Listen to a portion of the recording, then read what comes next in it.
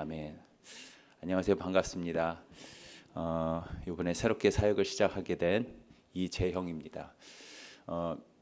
새벽인데 왜 이렇게 웃나 그렇게 의아하실 텐데 제가 갖고 있는 그 습관 중에 하나가 뭐냐면 긴장하면 웃습니다. 제가 긴장하면 웃음이 나와서 간혹 제가 이렇게 오해를 살 때가 종종 있습니다. 이렇게 긴장하는 순간인데 웃음이 터지는 거죠. 그래서 그런 오랜만에 느끼는 그런 긴장감 속에서 여러분과 함께 말씀을 나누게 되어서 참 기쁘고 또 감사하다는 생각이 듭니다. 앞으로 사역하면서 제가 여러분 뵐 때마다 기도해 주시고 격려해 주셔서 제가 더 이상 긴장하지 않고 웃지 않고 잘 맡겨진 사역을 성실하고 충성되게 감당할 수 있도록 여러분께서 많이 도와주시면 감사하겠습니다. 우리가 복음서를 4개나 가지고 있는 가장 큰 장점은 예수님의 말씀을 또 그가 행하신 그 일들을 보다 넓고 깊고 폭넓게 우리가 볼 수 있다라는 것, 자세히 볼 수 있다라는 그런 장점이라고 생각을 합니다. 4명의 저자들이 4가지 관점과 생각 그리고 그 기억과 기록을 통해서 우린 절대로 놓쳐서는 안 되는 진리의 말씀들을 우리가 깨닫게 된다는 것이죠. 그래서 같은 사건이라 할지라도 복음서마다 조금씩 차이가 있는데 그건 참 다행이라고 생각을 합니다. 없는 사건을 일부러 만들어내기 때문에 그런 것이 아니라 오히려 더 안전하게 또 완전하게 서로 보완하고 또 충족시켜준다라는 의미에서 4가지 복음서를 갖고 있는 것은 우리에게 축복이 됩니다. 오늘 우리가 읽은 이 사건도 마찬가지입니다. 예수님께서 드디어 붙잡히시는 이 사건, 아주 중요하고 어떻게 보면 좀 무서운 사건일 수가 있겠죠. 영화에서 말하면 클라이막스가 될 수도 있겠습니다. 사실 이 사건을 시점으로 해서는 예수님의 상황이 180도 바뀌게 됩니다. 그 이전까지 예수님은 늘 권위가 있고 당당한 모습이었습니다. 바리새인들이나 서기관들이 함부로 그를 대하지 못했습니다. 그들이 늘 말로 또는 공격적으로 예수님을 물리적으로 공격을 하는 순간들이 있었지만 예수님은 늘 당당하게 대응을 하셨고 또 늘 이기셨습니다. 그런데 오늘 이 사건을 기점으로 해서 예수님은 너무나도 무기력하고 나약하게 당하기만 하시다가 급기야 나중에는 죽임을 당하게 됩니다. 자, 오늘 본문의 사건은 예수님의 삶에 있어서는 너무나도 중요한 그런 전환점이기 때문에 여러분 사복음서에 다 기록이 되어 있습니다. 오늘 우리가 읽은 이 사건은요. 그렇기 때문에 우리는 단순히 마가복음에만 국한을 두는 것이 아니라 이 사건에 대해서 사복음서 전체를 우리가 모든 기록들을 함께 살펴볼 때 보다 깊은 영적인 의미를 우리가 찾을 수 있다는 것이죠. 자, 예수님께서 비참하게 붙잡히는 이 순간에 오늘 본문에 보게 되면은 그를 따르던 제자들의 다양한 반응들이 어떤 것들이 있었는가 이렇게 소개를 하고 있죠. 크게 3가지 모습들이 소개가 되고 있습니다. 이 사건을 주도적으로 계획했던 유다의 배신이 있었습니다. 그리고 이 사건을 스스로 해결해 보겠다고 예수님을 지키겠다고 폭력을 행사했던 베드로의 혈기가 또 등장하고 있죠. 무엇보다도 혼자 살겠다고 벌거벗은 채로 도망가는 또 다른 제자가 또 등장을 하게 됩니다. 자, 이렇게 다양한 제자들의 반응 속에서 저는 오늘 베드로의 모습에 좀 집중을 해서 여러분과 함께 말씀을 나누고 싶습니다. 오늘 본문에서 예수님 곁에 있었던 한 제자가 이렇게 예수님을 잡으러 오자 그 제사장의 그 하인 종의 귀를 칼로 이렇게 자르는 장면이 이제 등장을 하게 되죠. 마태, 마가, 누가복음을 보게 되면은 이름이 없어요. 이름이 누가 잘랐고 또 잘린 사람이 누구인지 모르지만 요한복음, 유일하게 요한복음을 보게 되면은 실제로 칼로 자른 사람이 누구이고 또 귀가 잘린 사람이 누구인지 이렇게 정확하게 기록이 되어 있습니다. 의사인 누가도 기록을 하지 못했는데 요한은 그걸 기록하고 있다는 것이죠. 베드로가 칼로 귀를 잘랐고 그다음에 귀가 잘린 사람은 말고라는 사람이었죠. 예수님을 잡으러 온 그 사람들 앞에서 베드로가 보였던 이 과격한 행동, 여러분 어떻게 보십니까? 타당하다라고 생각하십니까? 당연하다라고 생각을 하십니까? 자기 스승님이 지금 잡혀가고 있는 억울한 상황 속입니다. 그죠? 그 상황 속에서 수제자인 베드로가 당연히 보일 수 있는 행동이었겠죠. 그렇지 않습니까? 자, 그런데 자신을 지키기 위해서 노력했던 베드로에게 예수님께서는 오히려 차갑고 냉랭하게, 냉정하게 반응하시면서 오히려 귀가 잘린 그 말고의 귀를 주워다가는 다시 이렇게 붙여주는 모습을 오늘 본문에서 우리가 볼 수가 있죠. 그리고는 다음과 같이 말씀하셨어요. 마태, 누가, 요한복음을 보게 되면은 그 칼을 휘둘렀던 베드로에게 예수님께서 이렇게 얘기를 하십니다. 마태복음 같은 경우는 내 칼을 도로 칼집에 꽂으라. 칼을 가지는 자는 다 칼로 망하느니라. 누가복음에서 보게 되면 이것까지 참아라라고 얘기를 하시죠. 요한복음에서는 칼을 칼집에 꽂아라. 하나님께서 주신 잔을 내가 마시지 아니하겠느냐라고 하면서 베드로의 그런 행동에 대해서 예수님께서 굉장히 냉정하게 판단을 하고 계십니다. 근데 사실 이 말씀이 언뜻 보면은 참 예수님다운 말씀이에요. 그렇지 않습니까? 예수님다운 그런 참 사랑과 어떤 그런 거 이해심이 많은 말씀으로 들리지만 이 말씀을 들었던 베드로의 입장에서는 오히려 이해가 안 되는 말씀이에요. 이 말씀은 어리둥절하게 만드는 말씀이에요. 왜냐하면 누가복음을 보게 되면은 이 사건이 일어나기 바로 직전에 다음과 같은 사건이 있었다라고 기록을 하고 있어요. 누가복음 22장 35절과 36절을 보게 되면은 요 사건이 일어나기 바로 직전에 제자들과 예수님 사이에 이런 대화가 오갔다라는 기록이 있습니다. 그들에게 이르시되 내가 너희를 전대와 배낭과 신발도 없이 보내었을 때에 부족한 것이 있더냐? 이르되 없었나이다. 이르시되 이제는 전대 있는 자는 가질 것이요 배낭도 그리하고 칼 없는 자는 겉옷을 팔아 살지어다.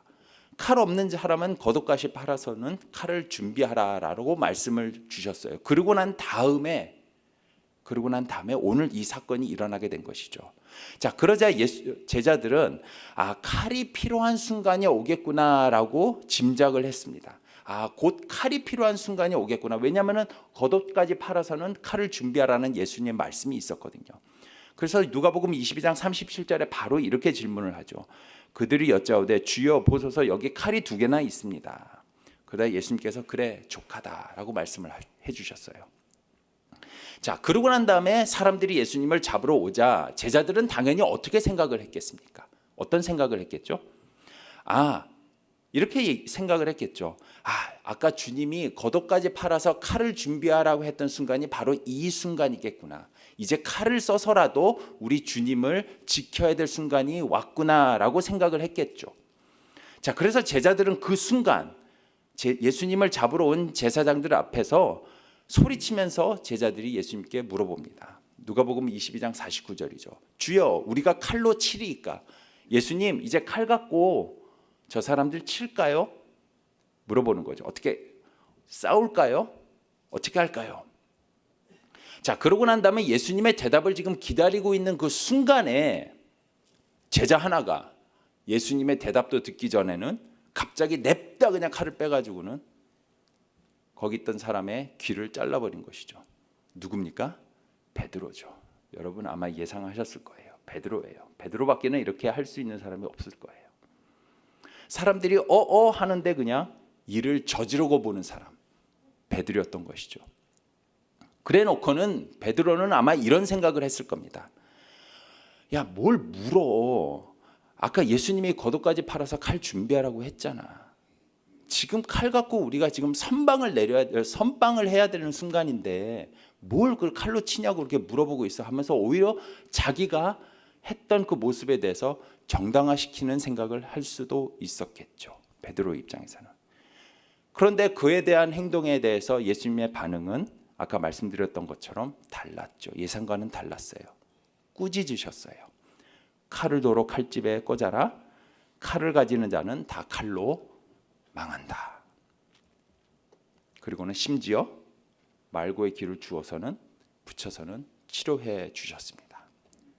자, 오늘 본문에 나타난 이 베드로의 모습을 통해서 우리가 한 가지 깨달음을 얻기를 원합니다. 무엇이냐면 바로 이겁니다.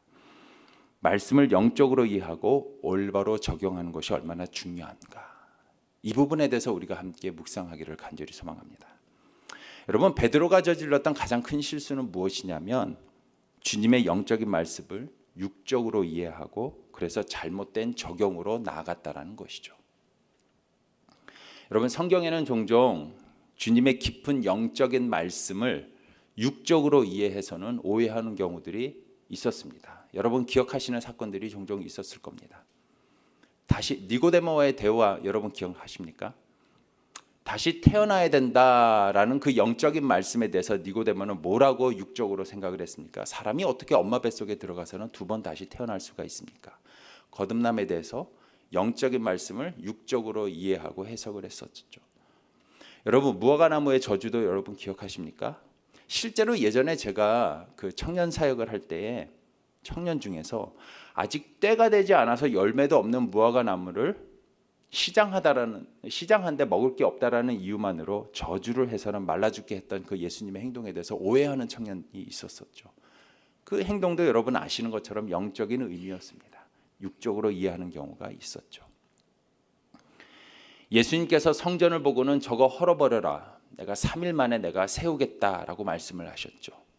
자, 그러자 그가 십자가에 달려 있을 때에 지나가면서 그의 십자가에 달린 모습을 보면서 사람들이 뭐라고 했는가? 마가복음 15장 29절에 보게 되면 이렇게 얘기를 합니다. 사람들이 지나가는 자들은 자기 머리를 흔들며 예수를 모욕하여 이르되 아하 성전을 헐고 사흘에 짓겠다라는 자여 네가 너를 구원하여 십자가에서 내려오라. 성전을 3일 만에 헐으라. 성전을 헐으라. 내가 3일 만에 세우겠다라는 것도 영적인 말씀이었지만 사람들은 육적으로 이해했다라는 것이죠. 주님께서 칼을 준비해라라는 이 말씀도 사실은 진짜 칼을 준비하라는 말씀은 아니었습니다. 무력으로 너희를 탄압하는 자들과 맞서 싸울 준비를 하라라는 뜻이 아니었죠. 이건 굉장히 영적인 의미였습니다. 영적인 말씀이었습니다. 누가복음 9장을 보게 되면 12명의 제자를 2명씩 짝을 지어서는 예수님께서 전도 여행을 보내실 때에 이렇게 당부를 하셨죠. 절대로 지팡이나 돈이나 양식이나 옷 2벌도 준비하지 말아라 라고 말씀하셨어요. 사실 그 이유가 있어요. 그 배경이 있어요. 왜냐하면 그 당시 때에는 시대적으로 모든 사람들이 예수님과 제자들에게 호의적이었기 때문이었어요. 12제자들과 함께 공생의 기간을 하는 동안에 그 시기 때에는 대중의 인기가 높았거든요. 어디를 가든지 사람들이 참 반겨줬어요. 환호했어요. 그래서 굳이 전대나 배낭이나 신발이 필요 없을 수도 있었다는 것이죠. 기적과 이정을 행하고 귀신을 쫓고 그들이 전하는 복음을 사람들이 다 받아들였던 시대였던 것이죠. 사람들이 복음 듣기를 좋아했었다라는 거예요. 자, 그런데 이제는 예수님께서 십자가에서 돌아가시는 때가 다가왔습니다. 그가 이제 제자들을 떠날 때가 다가온 것입니다. 상황이 변하게 된 것입니다. 시대는 점점 악해지게 되는 것이죠. 이제 제자들이 어떤 고난과 고초를 당하게 될지 예수님이 아시는 거죠. 핍박을 받게 되는 시대가 다가오게 된 것이죠. 그래서 예수님은 최후의 만찬, 마지막 만찬 자리에서 앞으로 제자들이 맞이하게 될 그 고난의 시대가 어떤 시대인지를 계속 설명을 하시면서 말세와 같은 이 시대를 너희가 준비해야 된다. 이때를 준비하라라는 의미에서 계속 말씀을 하고 계셨다는 겁니다. 예수님은 계속해서 제자들에게 이런 세상에서 너의 믿음과 신앙을 잃어버리지 않고 복음을 포기하지 않고 전하는 자가 되기 위해서 너희는 준비해야 된다라는 말씀을 해주시는 그 맥락 속에서 말씀을 하셨다라는 것이죠. 칼을 준비하라. 주님이 말씀하신 이 칼이라는 영적 의미가 무엇인가에 대해서는 조금 의견들이 분분할 수가 있어요. 핸드릭스 같은 경우는 제자들이 준비해야 될 그 칼을 앞으로 다가오게 될 시대에서 두려움을 갖지 않는 용기라고 주장을 하는 사람들도 있었어요. 그는 그렇게 주장을 했었죠. 하지만 대부분의 사람들, 대부분의 신학학자들은 뭐라고 얘기를 하냐면 에베소서 6장을 근거로 해서는 성령의 검, 곧 하나님의 말씀이다라고 해석을 합니다. 이 해석이 옳다라고 저는 믿습니다. 에베소서 6장 17절입니다. 구원의 투구와 성령의 검, 곧 하나님의 말씀을 가지라. 주님께서 말세에 믿음을 가진 우리들을 공격하는 이 시대에, 고난과 고초가 오며 우리가 전하는 복음을 듣기 싫어하는 이 시대에 우리가 준비해야 될 것은 곧 하나님의 말씀, 검이다라고 말씀을 하고 계시는 것이죠. 그런데 제자들은 주님의 이런 깊은 뜻을 깨닫지 못했고 말귀를 알아듣지 못했던 베드로 같은 경우는 기어코 사고를 치고 만 것이죠. 실제로 진짜 칼을 가지고는 잘라버린 겁니다. 여러분, 우리도 종종 하나님께서 우리에게 주시는 영적인 말씀을 내 욕심과 혈기가 들어간 육적인 해석을 통해서 잘못된 신앙생활을 할 때가 있습니다. 여러분, 근데 사도행전 어디를 봐도 사도들과 초대 기독교인들이 전도나 선교를 나갈 때에 돈이나 물건이나 생활에 필요한 모든 것들을 미리미리 다 준비해 놓고 난 다음에 모든 것이 넉넉할 때에, 물질이 넉넉할 때 나갔다 했다라는 기록은 없습니다. 여러분, 바울이 얼마나 궁핍한 가운데 주의 일을 감당했는지 여러분 잘 아시지 않습니까? 칼이나 무기 없이 무기력하게 억울한 순교를 당한 순교자들에게 너 왜 오늘 말씀 적용해서 칼을 준비하지 않았어? 라고 말할 수 없다는 것이죠. 왜냐? 이 칼은 영적인 의미의 칼이기 때문이죠. 오늘 말씀도 마찬가지라는 겁니다. 영적으로 깨어서 기도하며 핍박과 고난의 시대, 믿음을 지키기 어려운 이 시대에 신앙을 지키기 위해서 다른 무엇보다도 말씀이라는 검으로 스스로를 지키도록 준비하라라는 영적인 말씀, 우리가 깨달아야 된다는 것이죠. 그렇기 때문에 하나님께서 우리에게 주신 이 영적인 말씀을 육적인 이해와 해석으로 잘못된 적용으로 나가는 잘못을 베드로처럼 저지르지 않는 것이 우리의 도전이며 의무라고 저는 생각합니다. 사랑하는 성도 여러분, 베드로처럼 주님의 말씀 잘못 해석하지 않는 오늘 하루가 되기를 간절히 소망합니다. 그런 실수 범하지 않는 우리 모두가 되기를 간절히 소망합니다. 오늘 하루도 하나님의 말씀을 왜곡하지 않고 세상적으로 이해하면서 세상적으로 적용하는 자가 아니라 정말 겸손하게 주님 앞에 성령의 인도하심을 받아서는 내 삶에 충실하게 적용하며 한 스텝 한 스텝 주님 따라가는 자들이 되기를 간절히 소망합니다. 특별히 이 아침에 이 말씀을 바탕으로 해서 여러분에게 한 가지 도전을 하기를 원합니다. 여러분, 우리의 삶이 이 어려운 시대에서 믿음을 지키기 위해서 나만 말씀의 검으로 준비하거나 무장하는 것이 아니라 우리의 자녀들도 이 말씀의 검으로 무장할 수 있도록 우리가 자녀를 위해서 함께 말씀으로 나아가는 그런 하루가 되기를 간절히 소망합니다. 이 거룩한 도전을 여러분에게 드리기를 원합니다. 지난 금요일 날 우리가 같이 세미나를 통해서 우리 자녀들이 얼마나 위험한 시대에 노출되어 있는가 우리가 깨닫지 않았습니까? 얼마나 위험한 시대에 살고 있는가 우리가 깨닫지 않았습니까? 우리도 잘 몰랐죠. 현실을 직시하지 못했던 것이죠. 너무나도 충격적인 사실을 우리가 깨닫게 된 것이죠. 우리 아이들이 믿음을 지키기가 너무나도 어려운, 이 예수님께서 제자들에게 가르쳐 주셨던 말세와 같은 그런 시대가 왔구나. 실제로 우리 자녀들이 그런 사회 속에서, 상황 속에서 살고 있구나. 우리가 처절하게 느끼지 않았습니까? 어떻게 해야 될까요? 어떻게 해야 될까? 그 세미나를 인도했던 이진아 선교사님이, 전도사님께서 마지막 우리에게 주셨던 그 권면의 말씀이 하나님의 말씀으로 부모와 자녀가 함께 예배를 드리는 것 도전해 주셨습니다. 이 도전이 여러분들에게 구체적인 도전이 되고 적용이 되기를 간절히 소망합니다. 매주마다 우리가 외워야 될 하나님의 말씀이 있죠. 스스로만 외우는 것에 국한하지 마시고 자녀들과 우리 부모들과 우리 형제자매들도 그 말씀을 통해서 스스로 이 어려운 시대에 우리의 믿음을 지키기 위해서 주님께서 우리에게 준비하라고 하신 그 말씀의 검을 준비하는 삶을 살고 있는가 함께 격려하고 도와주는 그런 삶으로 나갔으면 좋겠습니다. 특별히 오늘 그런 삶을 살게 된다면 그것이 바로 하나님께서 기뻐하시는 하루의 삶이 되리라고 저는 믿습니다.